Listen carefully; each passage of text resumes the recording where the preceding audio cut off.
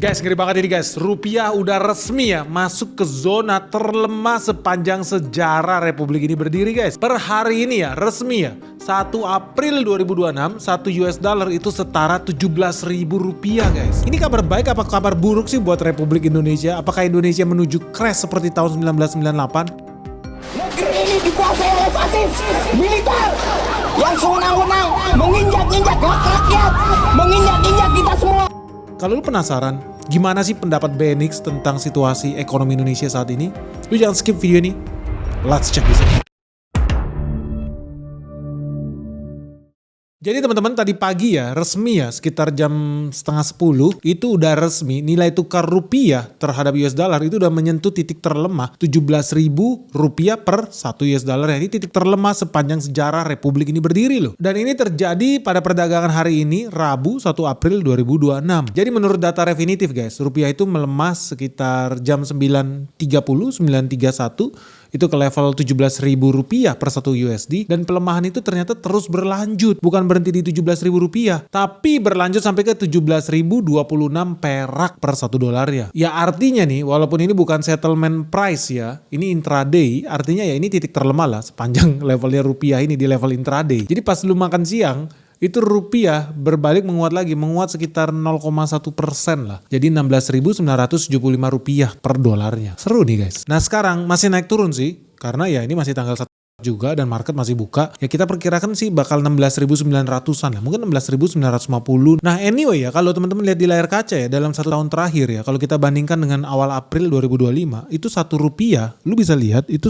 harganya sekitar 16.000.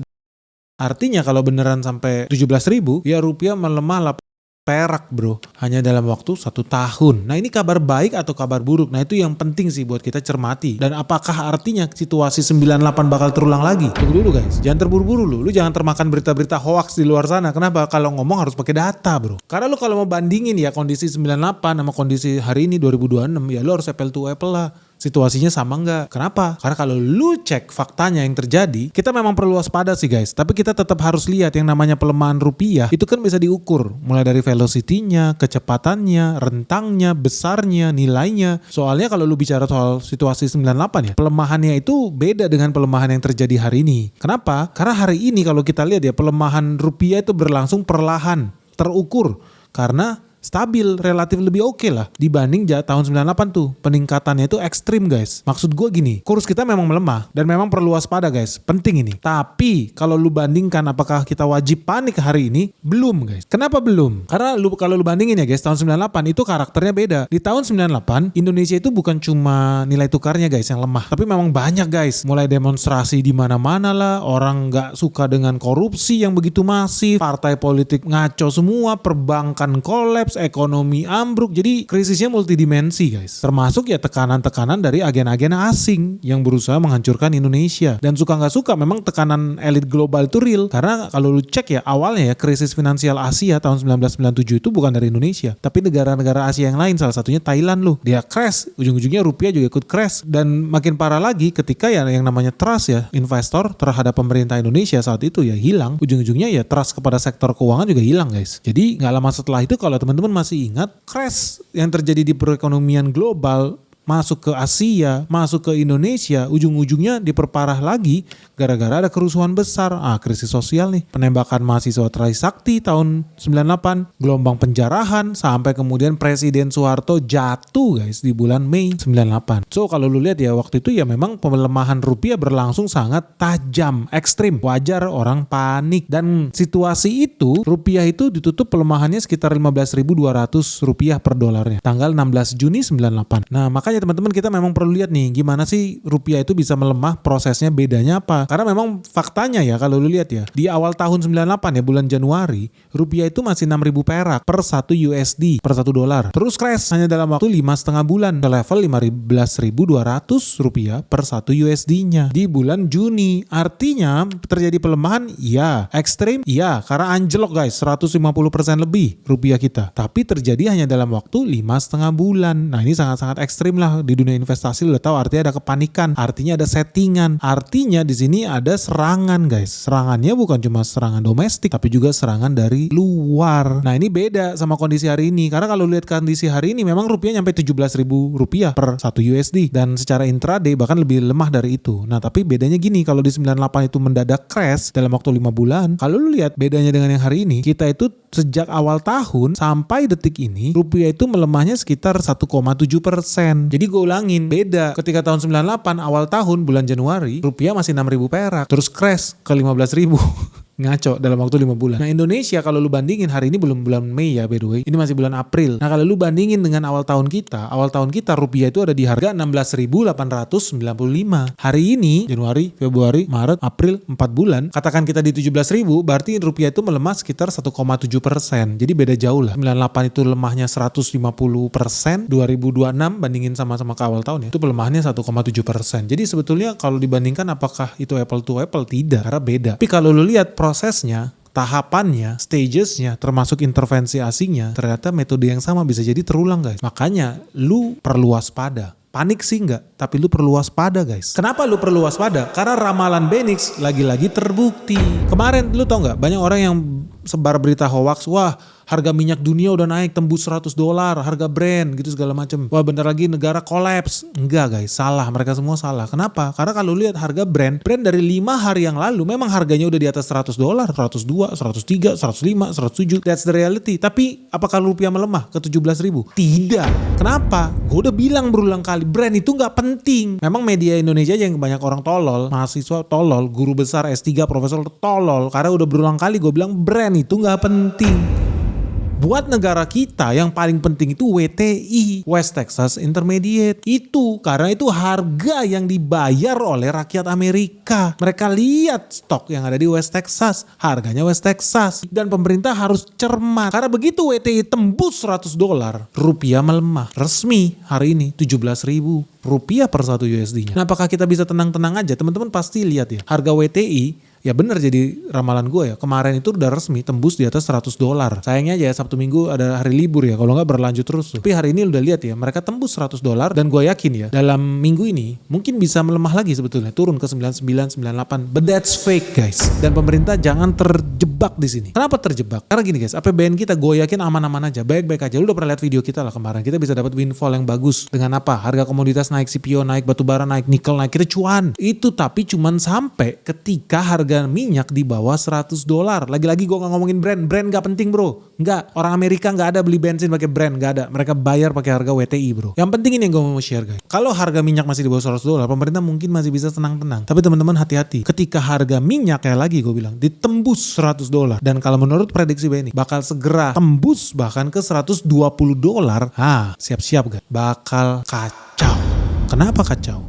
Berulang kali gue udah bilang, ini ya akan terjadi kalau Indonesia nggak siap. Teman-teman tahu ya, kenapa harga minyak dunia harus naik tinggi? Dan kenapa gue yakin WTI harganya bakal makin turun? Karena apa? Hari ini Donald Trump itu mau ngomong ke media tentang dia mau mengakhiri perang di Iran. Percayalah, dia itu merasa dirinya di prank. Sekarang dia udah tahu melawan deep state, melawan bosnya George Soros. Nggak bisa, dia dikerjain, dia ditipu habis-habisan buat nyerang Iran. Faktanya Iran nggak mau nyerang Israel, Iran nggak mau nyerang Amerika, nggak peduli mereka pun. Tapi dia kan dijebak Donald Trump. Wah di situ ada senjata nuklir, senjata pemusnah massal. Oh kita harus menolong rakyat Iran. Padahal faktanya enggak. Rakyat Iran mau fine-fine aja sama pemerintahnya. Faktanya ya begitu. Tapi dia ditipu dengan begitu banyak alasan. Kalau lihat full interview kita bersama Duta Besar Rusia, di situ lu bisa lihat ya Amerika, Donald Trump itu ditipu guys, sama penasehatnya sendiri, sama menterinya sendiri yang sebetulnya bekerja untuk kepentingan negara Israel, yang sebetulnya bekerja untuk kepentingannya bosnya George Soros. So Donald Trump pengen banget cabut dari Iran. Apalagi hasil polling menunjukkan ya suara Donald Trump makin lama makin tidak populer, makin kalah. Ujung-ujungnya apa? Partai Republik bakal kalah. Tapi satu hal yang pasti, apakah Amerika akan diizinkan keluar dari Iran? Tentu tidak. Karena kalau Amerika keluar dari Iran, apa yang terjadi?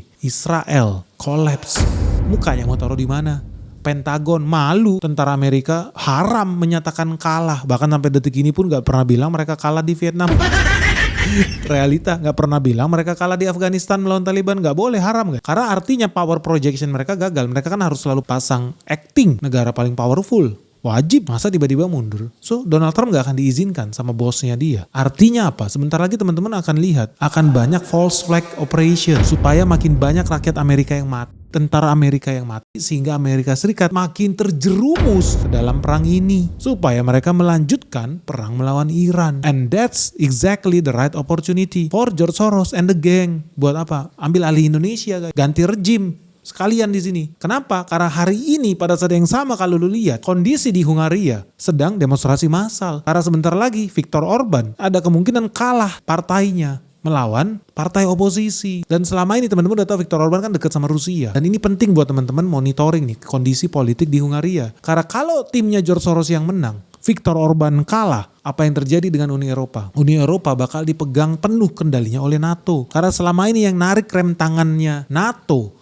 supaya Eropa tidak terjerumus di perang Ukraina, ya karena ada si Hungaria, veto Viktor Orban, dan dia satu geng sama Rusia. Nah, teman-teman harus perhatikan kenapa penting situasi politik di Hungaria hari ini. Kalau Viktor Orban kalah, artinya George Soros yang menang. Dan kalau lu baca dengan detail ya, kampung halamannya George Soros ya di Hungaria, guys. So, artinya kalau dia menang di sana, mereka akan dapat funding yang lebih banyak lagi. Bukan cuma bisa download duit Pentagon, bukan cuma bisa download duit Amerika, mereka bisa download duit Uni Eropa buat menjalankan aksinya si bosnya George Soros ini, guys. Dan ini penting buat teman-teman ketahui. Begitu lu bayangkan kalau harga minyak naik ke $120.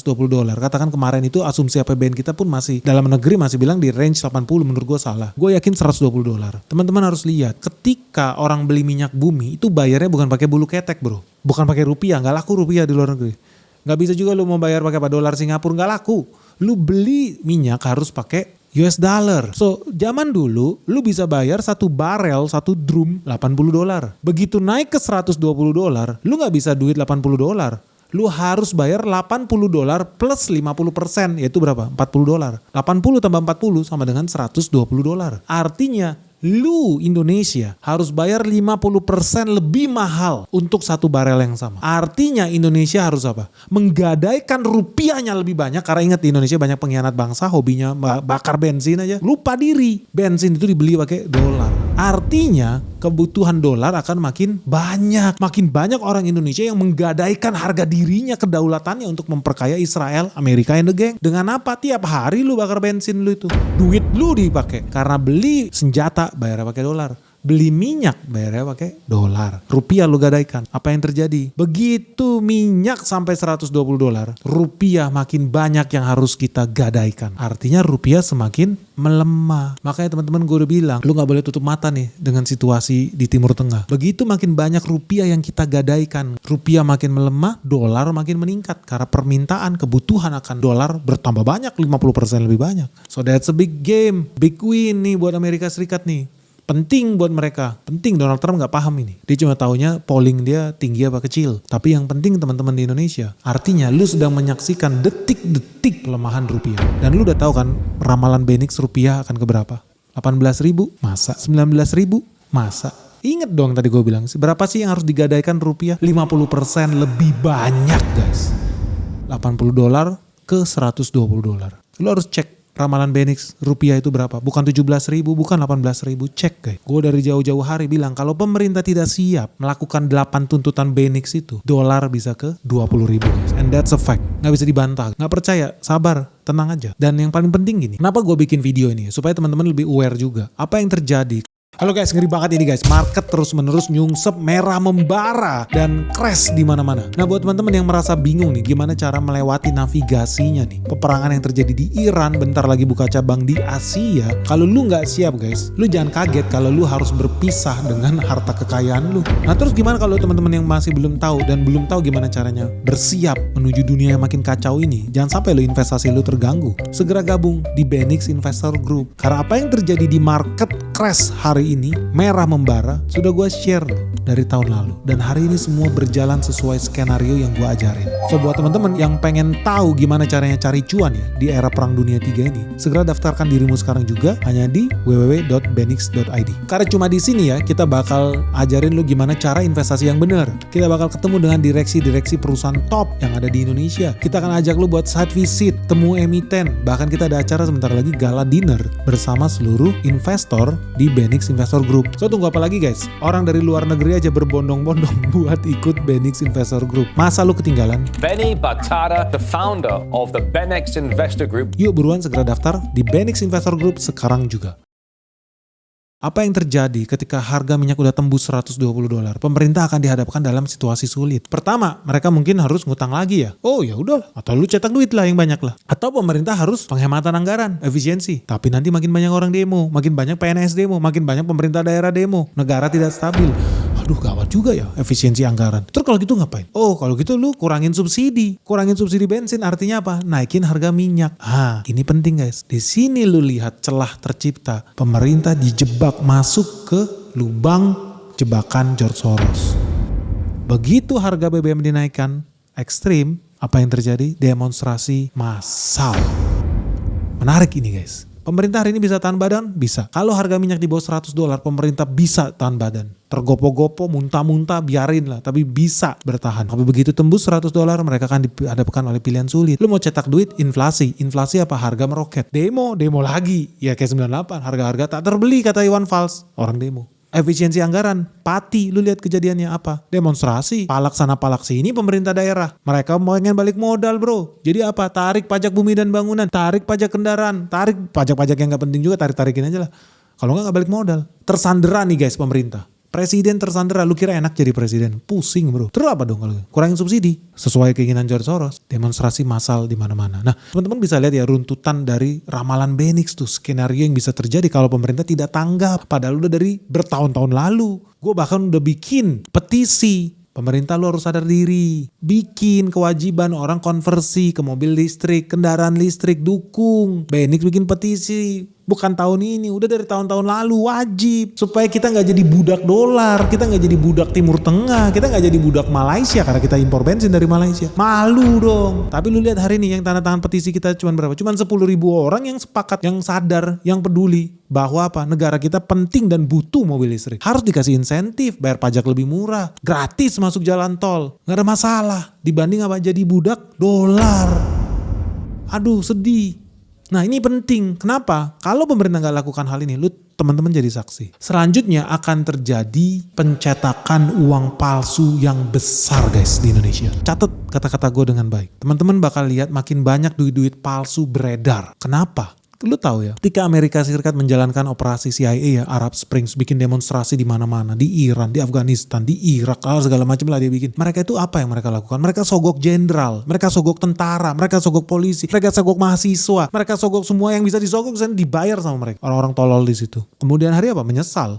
Saddam Hussein jatuh, apa yang terjadi? Kerusuhan, tidak stabil negaranya sampai sekarang. Muammar Gaddafi Libya jatuh, apa yang terjadi? Negaranya rusuh, bubar, sampai sekarang gak stabil. Sedih. Kenapa? Ya karena Amerika Serikat sibuk ekspor freedom and demokrasi bro. Hancur sudah negara itu. Nah, satu yang pasti lu harus berpikir dibayar pakai apa jenderal-jenderal, tentara, polisi di sana. Mau mereka terima duit Irak, Syria, Libanon? Nggak ada artinya. Mereka maunya dibayar pakai dolar. Makanya lu jangan kaget LSM di Indonesia dibayar pakai dolar. Nah ini yang penting lu catat. Ketika terjadi demonstrasi massal di mana-mana, di Iran segala macam, itu udah jelas permainan Mossad and the gang. Dan Mossad udah gak malu-malu kok ngakuin mereka bayar orang. Bahkan mereka bayar orang buat bunuh demonstran sendiri di Iran supaya makin rusuh. Nah yang penting apa? Ketika mereka melakukan operasi yang dilakukan CIA, mereka bukan bawa dolar. Lu bayangin mau sogok jutaan orang, aktivis, tentara, polisi dibayar semua. Bawanya pakai koper kan capek bro. So apa yang dilakukan CIA? Mereka bawa printer dari Amerika. Mereka ngeprint sendiri. Bagi-bagi duit palsu. Si goblok-goblok itu. So teman-teman bakal lihat. Lu kira anjing-anjing peliharaan George Soros yang kemarin terbukti terima duit $2 juta. Ada lagi yang terima duit $5 juta. Ada lagi yang terima duit sampai puluhan miliar segala macam itu. Lu kira ketika terjadi demonstrasi massal, mereka mahasiswa-mahasiswa ini dibayar, mau duitnya berkurang? Anjing peliharaan George Soros nggak mau. Artinya gini teman-teman mahasiswa di sini, lu bentar lagi akan dapat undangan demo besar. Gua nggak peduli lu dari universitas mana, pasti udah mulai banyak meeting-meeting rahasia, WhatsApp grup lah, ketemu di sinilah, diskusikan demo besar. Nasihat gue sama kalian ya, siap-siap, lu bakal dibayar pakai uang palsu. Harga satu mahasiswa hari ini kalau demo itu sekitar 500.000. Kalau yang punya posisi tawar, kampusnya agak bagusan bisa 1 juta guys per kepala. Tapi siap-siap lah. lu harus cek lu dibayar pakai duit asli atau duit palsu. Karena anjing peliharaan George Soros juga gak mau jatahnya berkurang. So teman-teman harus siap. Bahkan makin masif peredaran uang palsu. Lu bayangin ya, lu udah diajak demo, nanti juga lu kena pentung, memar-memar, mata lu berdarah, kena gas air mata, muntah-muntah, sakit perut, beli lu makan nasi uduk di warteg sebelah. Yang kasihan kan ibu-ibu warteg itu ya, terima duit uang palsu. Nah kalau lu bicara ini dalam skala masif, skala nasional, dan ini terjadi demonstrasi di mana-mana. Yang jadi korban bukan cuma mahasiswa-mahasiswa yang bisa dibayar ini guys, tapi yang jadi korban dan lu harus pikir adalah ekonomi Indonesia. Karena artinya terjadi inflow rupiah dalam jumlah besar, sayangnya palsu. Artinya bakal terjadi inflasi. George Soros cuan besar guys, apalagi bos-bosnya tuh, ketua-ketua demo lu. Mereka dapat duit miliaran, duduk-duduk santai, pakai AC. Lu dibawa kena pentungan.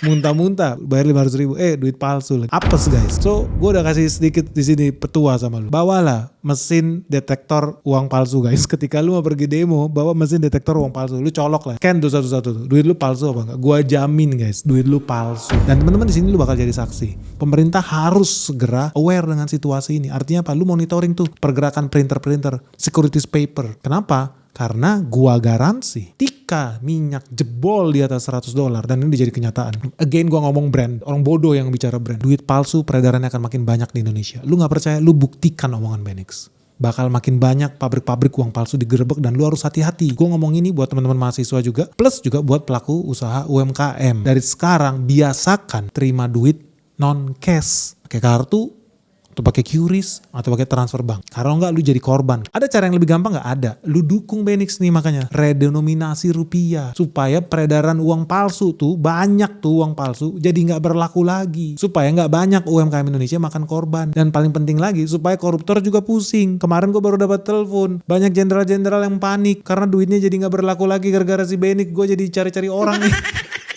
Mereka ketakutan, mereka punya duit triliunan di bawah kasur guys, nggak bisa lagi berlaku nih kalau redenominasi Benix jalan. Dan pemerintah langsung happy, harusnya inflasi berkurang guys. Lu bayangin kalau ada duit ribuan triliun tiba-tiba nggak berlaku, pemerintah jadi punya ruang gerak lu buat ngeprint lagi kan duit tanpa takut inflasi, karena yang lama udah hangus. Nggak bisa mereka mendadak besok pergi nyetor ke bank duit itu, nggak bisa guys. Tapi Windowsnya makin kecil guys. Gue melihat peluang redenominasi itu dilaksanakan di Indonesia sangat kecil. Karena kita tidak punya nyali, itu pertama. Yang kedua, kenapa kita tidak punya nyali? Karena di Kazakhstan ada banyak partai di Kazakhstan. Dan tentu partai kan kalau mau pemilu harus ada serangan fajar. Maksud gue di Kazakhstan ya, partai di Kazakhstan kalau pemilu kan butuh serangan fajar. Nggak ada orang ngasih serangan fajar pakai QRIS. Serangan fajar itu cash. Nah menurut lu mereka ini udah stok cash banyak-banyak nih. Mau gitu tiba-tiba nggak berlaku gara-gara si Benix ini. Terus mereka kalah pemilu, menurut lu mau? Lu jangan berharap redenominasi itu dijalankan di republik ini. Lu jangan berharap undang-undang apa tadi, anti pencucian uang, apa yang anak-anak suka pada minta, bocil-bocil itu, undang-undang apa sih, penyitaan harta lah apa segala macam. Gak bakal bro, selama Indonesia masih menggunakan sistem multi partai. So makanya teman-teman, at least ya guys, kita bisa melawan lah guys. Dengan apa? Dengan lu isi petisi ini, dukung redenominasi yang gua suarakan ini, supaya makin takut koruptor itu, supaya uang palsu juga hilang guys, peredaran dari Indonesia. Kemarin dia udah terlanjur nyetok banyak nih, nolnya panjang nih, tiba-tiba redenominasi Benix jalan bro, hilang nolnya 3 bro. Langsung gak berlaku tuh duit tuh. Kan pusing juga nih, koruptor pusing, pencuci uang pusing, mafia uang palsu juga pusing. Dan suka gak suka ya, uang palsu ini ya kalau makin banyak peredarannya, inflasi bakal makin masif. Dan teman-teman bakal lihat sih, anjing-anjing peliharaan George Soros bakal bawa printernya sendiri. Lu kira mereka mau? Udah dapat duit 50 miliar dari George Soros terus kepotong gitu suruh ngasih ke BEM mahasiswa, mau mereka? Enggak percaya. Lu buktikan guys, buktikan yang gue bilang. Nah menurut teman-teman gimana? Lu setuju gak dengan ramalan Benix? Rupiah bakal makin melemah, 17.000 itu kecil bro. Setuju gak lu? Yang kedua, lu setuju gak pemerintah bakal masuk ke lubang jebakan, naikin harga BBM? Dan lu setuju gak peredaran uang palsu bakal semakin masif di tahun 2026 ini? Apalagi begitu banyak demonstrasi di mana-mana. Yang paling penting nih, kalau semua ramalan ini terjadi guys, tentu ada pihak yang dirugikan. Siapa sih yang paling diuntungkan kalau ramalan Benix ini semuanya jadi kenyataan? Dan berhasil gak nih demonstran-demonstran ini menggulingkan rejim ya? Kira-kira yang ikut demo nanti yang kena pentungan bisa dapat kursi menteri apa nih guys? Atau bisa jadi anggota DPR gak? Kayak yang kemarin-kemarin itu. Demo-demo 98 sekarang jadi anggota DPR, sama aja korupnya. Oke guys, ditunggu pandangan kalian. Semoga video ini bermanfaat. Jangan lupa ya, share video ini sebanyak-banyaknya. Salam sehat, salam cuan. Bye-bye.